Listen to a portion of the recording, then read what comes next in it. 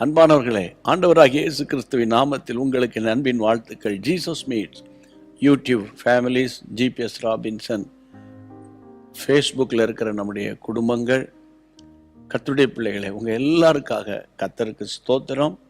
ஆண்டவருடைய பாதுகாப்பு வளையில் நீங்கள் இருக்கணும். ஆண்டவருடைய பாதுகாப்பு வளையத்துக்குள்ள எப்போது நீங்கள் தங்கி இருக்கணும் என்பது தான் என்னுடைய ஜெபம். இன்னொன்று சொல்கிறேன், ஒவ்வொரு நாளை துவக்கும் போது இயேசுவோடு நம்ம துவக்கணும். உங்களுடைய ப்ரோக்ராம் அல்லது உங்களுடைய ஸ்கெடியூலை அவர் தீர்மானிக்கணும். அவருடைய சித்தம் நடக்கணும். அப்படியே பிளைண்டாக போல்டாக ஜெபம் பண்ணி நீங்கள் ஒவ்வொரு நாளையும் நடத்துங்க. ஆண்டவர் கிருபை செய்வார். சரி, ஒவ்வொரு நாளும் அனுதினமும் ஆவியானவரோடு பயணிக்கிறோமே, இன்னைக்கு என்ன வார்த்தை ஆண்டவர் சொல்ல போகிறார்?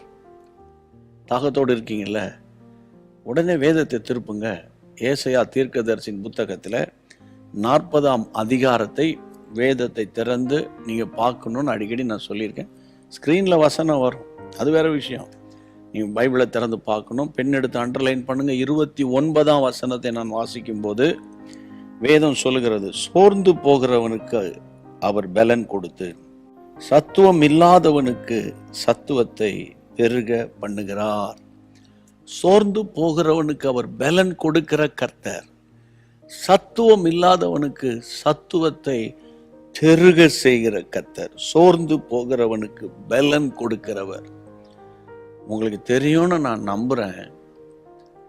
அது என்ன தெரியுமா? இந்த சோர்வுன்னு சொல்றோமே, சோர்வு.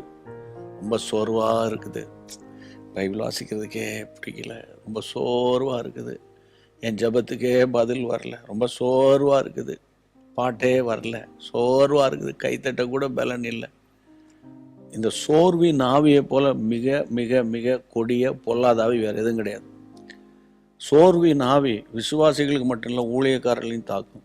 ஏன், நம்ம பைபிளில் எலியா விடையா ஒரு பெரிய தீர்க்கதரிசி நம்ம பைபிளில் பழைய ஏற்பாட்டு காலத்தில் அக்னியை ஜெபம் பண்ணி இறக்கினார், வானத்தின் மதகு அடைத்தார், வானத்தை திறந்து மழை வரட்டுன்னு சொல்கிறார், மழை வந்தது. இப்படி பிரமாதமான அற்புதங்களை செய்தவர் ஒரு நாள் சொன்னார் 1 ராஜா 19 அதிகாரத்தில், போதும் கர்த்தாவே என்னை எடுத்துக்கோங்கப்பான்ட்டார்.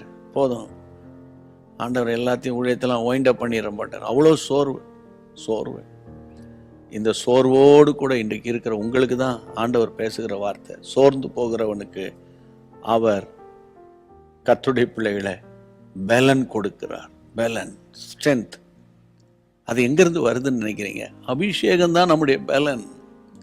பரிசுத்த ஆவி வரும்போது நீங்கள் பலன் அடைவீர்கள் சொல்லியிருக்குல்ல, அப்போஸ்தலர் 1:8 ஞாபகம் இருக்கா? சோர்ந்து போகாதீங்க ஐயா. வாழ்க்கை என்கிற சக்கரம், அதில் ஏற்றத்தாழ்வுகள் வரும். நீங்கள் மனசை விட்டுறாதீங்க. இப்போது இந்த வார்த்தை உங்களுக்கு நேராக வருகிறது. சோர்ந்து போகிறவனுக்கு தான் அவர் பலன் கொடுக்குறாரு.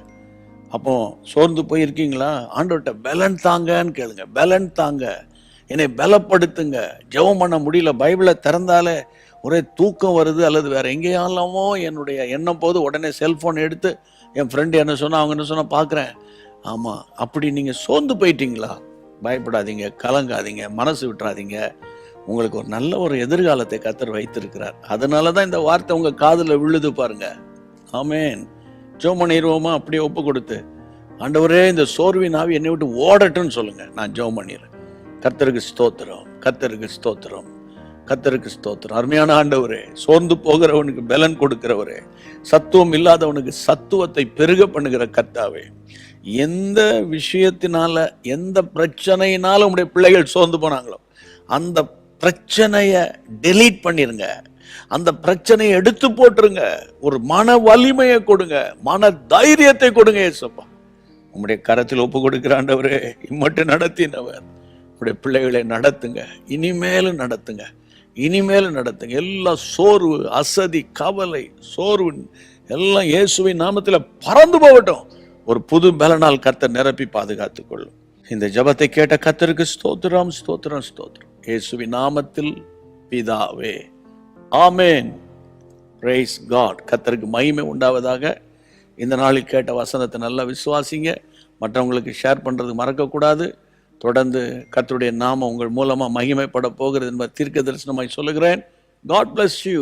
அன்பான தேவனுடைய பிள்ளைகளே, இச்செய்தி உங்களுக்கு மிகுந்த ஆசிர்வாதமாக இருந்ததென்று நாங்கள் நம்புகிறோம். தொடர்ந்து எங்கள் செய்திகளை கேட்டு கர்த்தருக்குள் ஆசிர்வதிக்கப்பட ஜீசஸ் மீட்ஸ் மினிஸ்ட்ரீஸ் என்கிற எங்கள் யூடியூப் சேனலை சப்ஸ்கிரைப் செய்யுங்கள். மேலும் உங்கள் ஜெப உதவிக்கு எங்களோடு நீங்கள் தொடர்பு கொள்ள வேண்டிய தொலைபேசி எண் 9842252836 மற்றும் 7299546363. Email gpsrobinson@hotmail.com. கர்த்தர் உங்களை ஆசிர்வதிப்பாராக.